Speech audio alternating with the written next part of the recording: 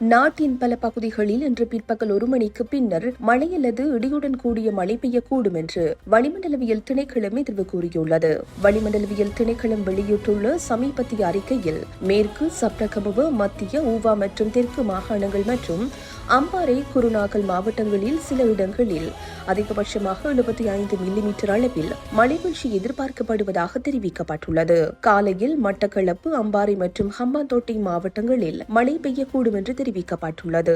மத்திய சப்ரகமுவ, வடமத்திய மற்றும் ஊவா மாகாணங்கள் மற்றும் காலி, மாத்தறை, களுத்துறை, வவுனியா மற்றும் குருநாகல் மாவட்டங்களில் காலையில் சில இடங்களில் பனிமூட்டமான சூழல் நிலவக்கூடும். இடியுடன் கூடிய மழை பெய்யும் சந்தர்ப்பங்களில் தற்காலிகமாக பலத்த காற்று வீசக்கூடும் என்பதோடு மின்னல் தாக்கங்களும் ஏற்பட வாய்ப்புள்ளது. எனவே மின்னல் விபத்துகளை தவிர்த்துக் கொள்ள தேவையான முன்னெச்சரிக்கை நடவடிக்கைகளை மேற்கொள்ளுமாறு வளிமண்டலவியல் திணைக்களம் பொதுமக்களை கேட்டுக் கொண்டுள்ளது.